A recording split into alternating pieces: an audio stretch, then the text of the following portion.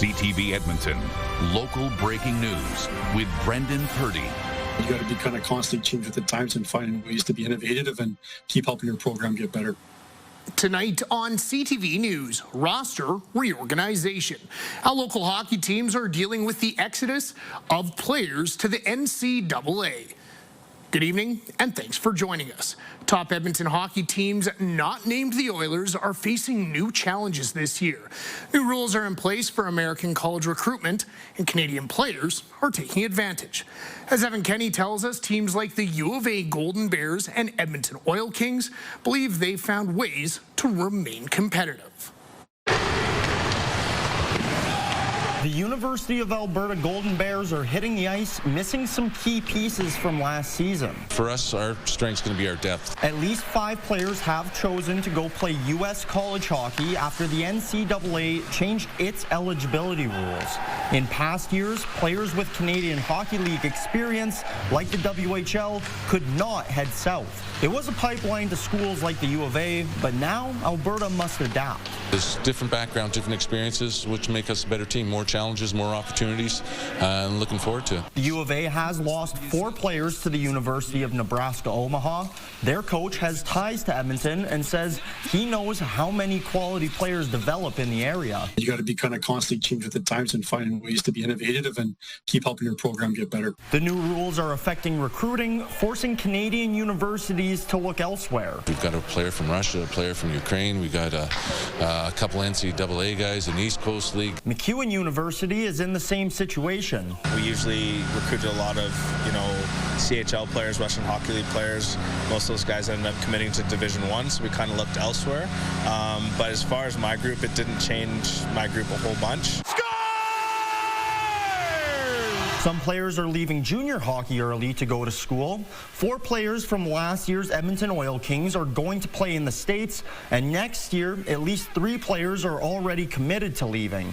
The Oil Kings say while they're losing some players, this is opening a door for a new group who normally wouldn't come to Edmonton. That influx of American player that is, primarily the younger guys coming into the league, they really want to come to the Western League right now, and I think our group did a great job of reaping the benefits and getting some of those guys to commit to come play here. U of A will try to reap the benefits of the players they have. The Golden Bears kick off the regular season October 3rd. Evan Kenny, CTV News, Edmonton.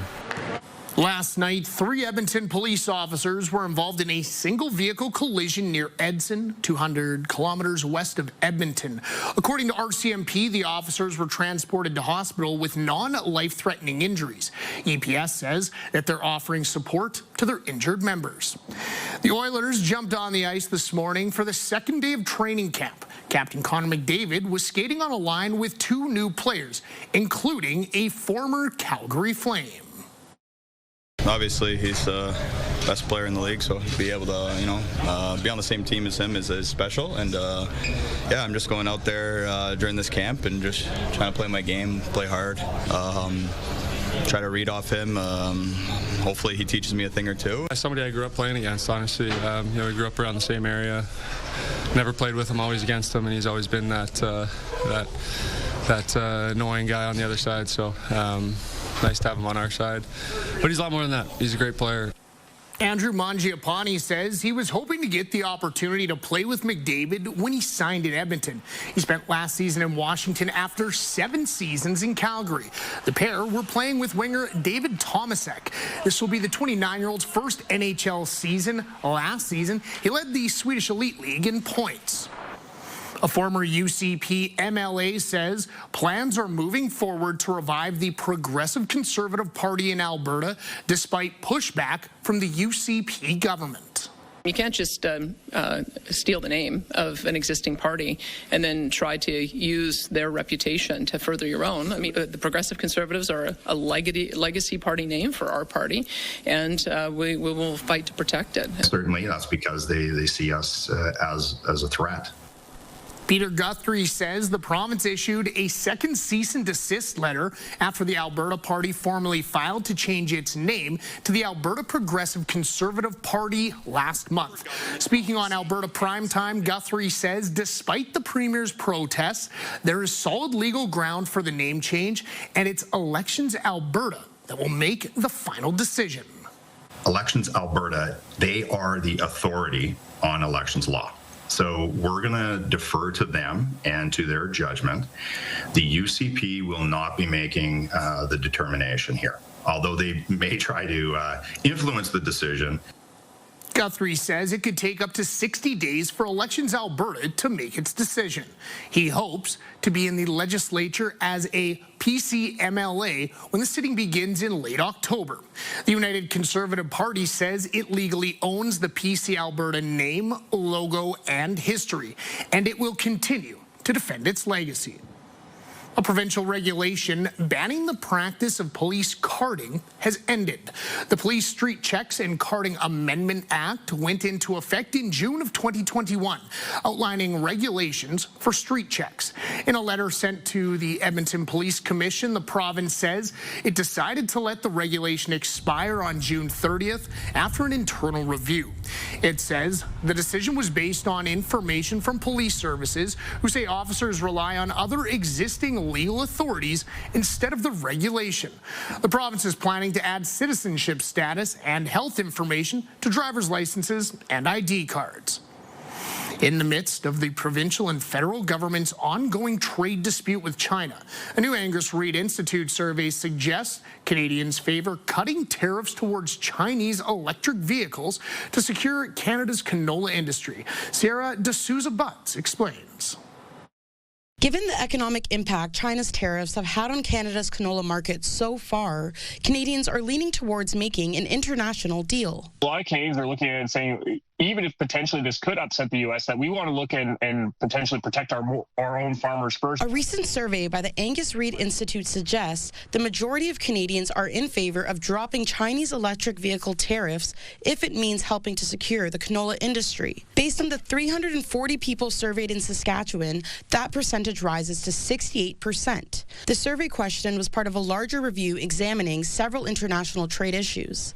But generally, yeah, what we've seen is that Canadians do typically have a pretty unfavorable view of China, but I think there's also a lot of concern about the economic effects of standing up to China, and that this is potentially one of those cases where it's like, okay, well, maybe the economic effects of putting these tariffs in place are not necessarily worth it. Annual canola exports are worth billions of dollars for the prairie provinces, Saskatchewan producing more than half of Canada's canola crops. Saskatchewan's government and opposition have also expressed a desire to drop the EV tariffs if it brings relief for canola.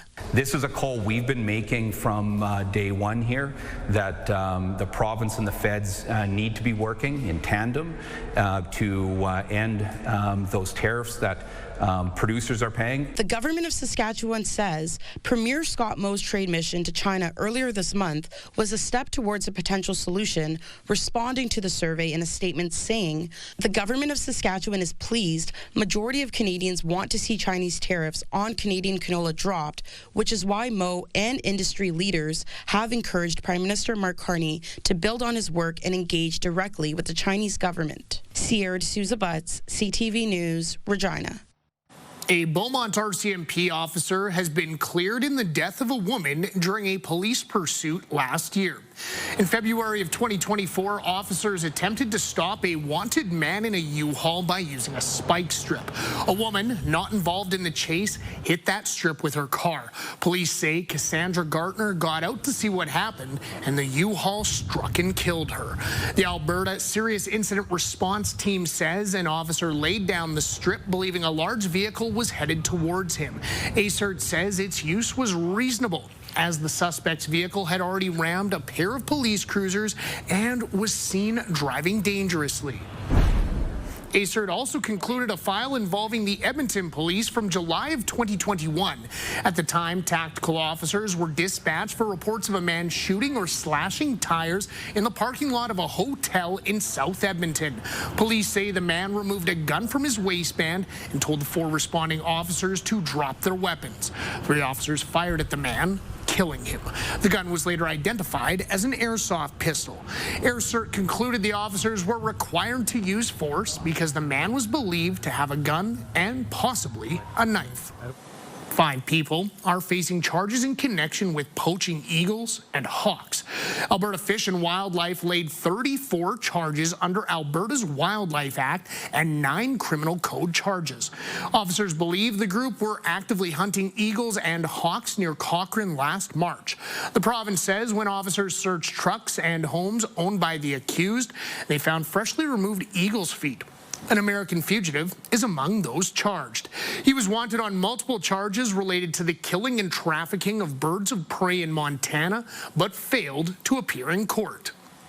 The Edmonton International Airport says travelers shouldn't be alarmed if they see officials responding to an emergency tomorrow. The airport is conducting emergency security training exercises from 9 a.m. until 2 in the afternoon. The drill will include some emergency simulations, vehicles, lights, and sounds near the Canadian Border Services Agency area. The airport says safety and security are its top priorities.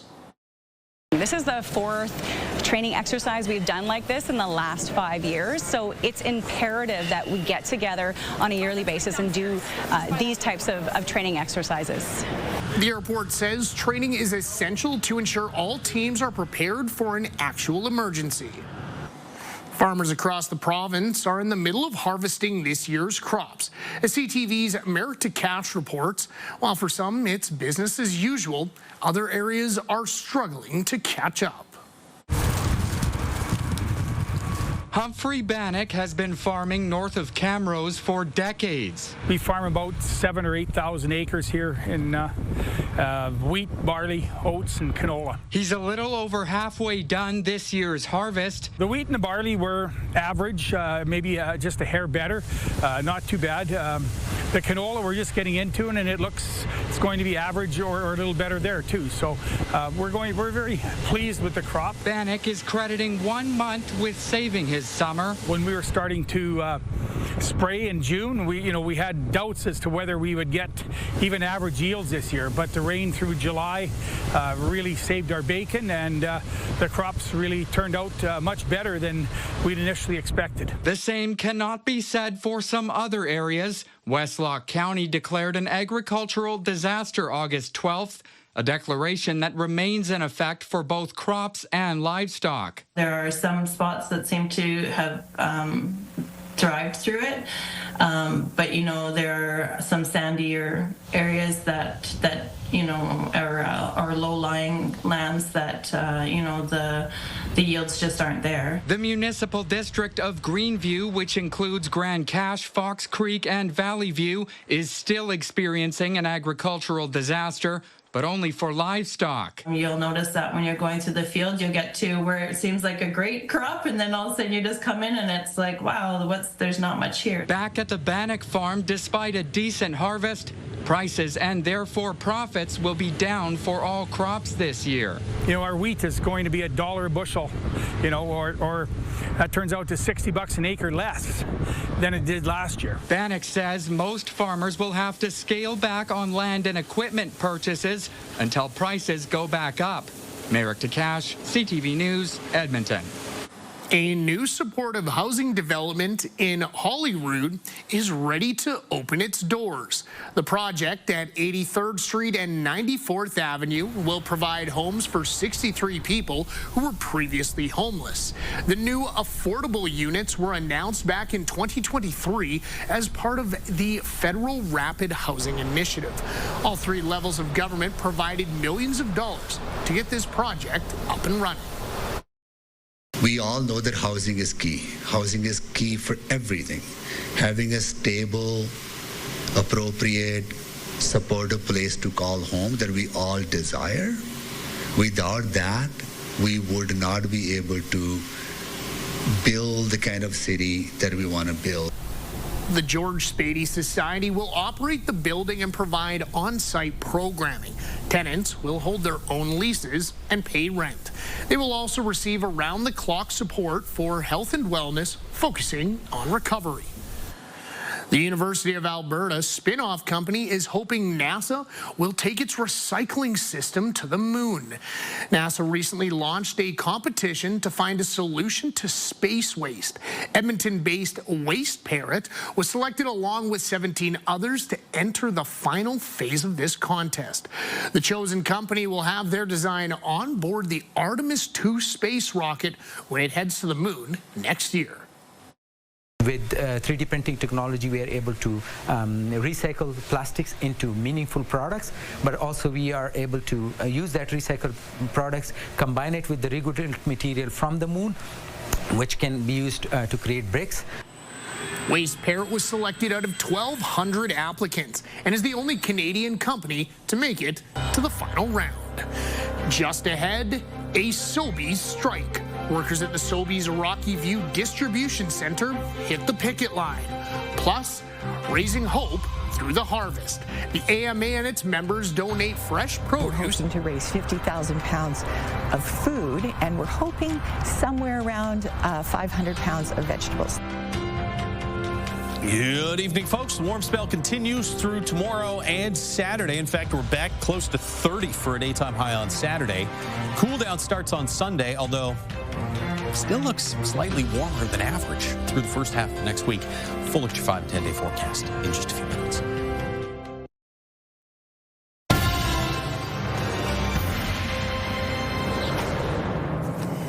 Welcome back. Sobeys distribution center workers are on the picket line after officially going on strike this afternoon. This follows workers being served a 72-hour lockout notice on Monday. Tyson Fedor has the details. 251 union members walking out the front doors of this Sobeys distribution center straight for the picket line. Today is D-Day. Teamsters Local 987 says after 21 days of negotiating through a mediator, employees have had enough. Refused to continue meaningful bargaining. We had never left the table. The union says after years of being deemed essential during the pandemic, workers are being paid below industry standards and want respect. But then when it comes time to bargain, they're not compensated as essential, and workers are fed up as a whole. The strike will impact major grocers and convenience stores throughout central and southern Alberta, and the longer the stalemate goes on, the more it will impact the consumer. Listening to the two parties talk, I'm not confident that this one will be a quick one. So yeah, I do think we within days will start to see, things not getting distributed, things, store shelves starting to get empty a little bit. Labor relations expert John Foster says the past 5 years have been really difficult for workers in the grocery industry. Workers in general are grumpy. They're feeling disrespected. They've gone through a rough few years. And so even when we think particular about workers in the food industry and the grocery store industry, right, it's been a really difficult 4 or 5 years. Sobeys tells CTV News in a statement that this warehouse is automated and the company does not anticipate significant operational disruptions. As for the union, they plan on marching with their signs until a fair deal is reached. We will be here as long as it takes. As long as it takes. At the end of the day, these members, these workers are not just standing up for Sobeys warehouse employees, they're standing up for all workers. Tyson Fedor, CTV News, Rocky View County. Edmontonians are being asked to save their extra garden produce this fall, as AMA is collecting homegrown vegetables for the food bank. Our Miriam Valdez-Carletti has the details. A bountiful harvest can benefit your taste buds and also people using Edmonton's food bank. This allows us to make sure that we have that combination of fresh, frozen, and packaged goods. Similar to like anybody going to the grocery store, that's what they usually pick up. Earlier this spring, the Alberta Motor Association gave about 500 members seeds to grow vegetables in their gardens.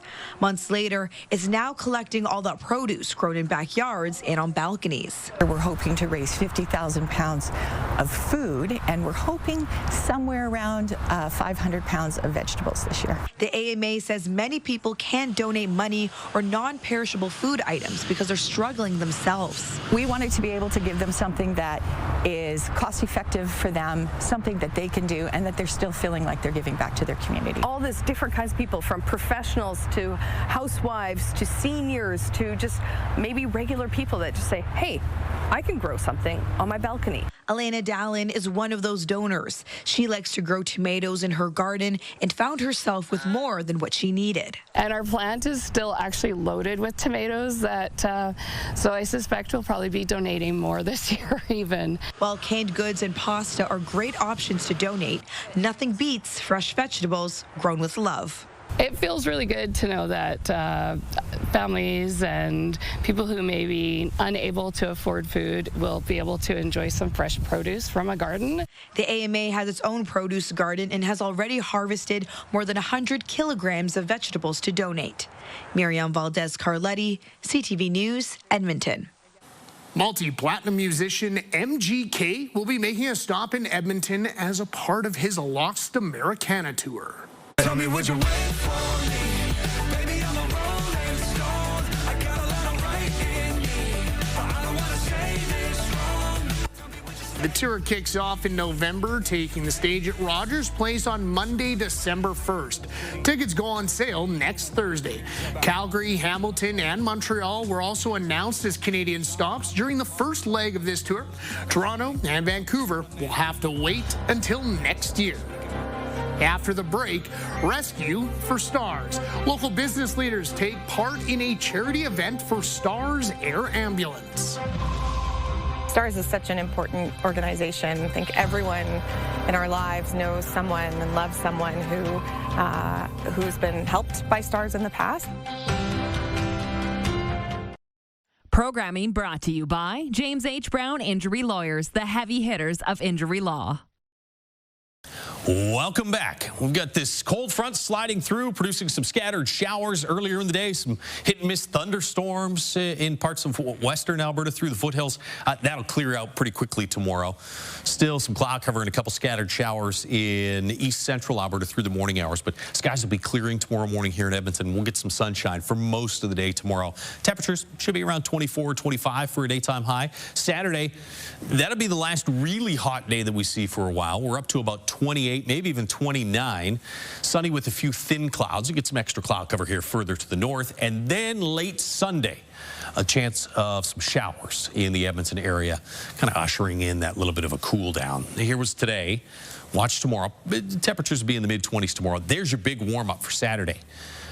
In fact, could even see some low 30s in parts of southern and southeastern Alberta. You see that heat pushes a little further east there on Sunday. Some cooler air starts to make its way in.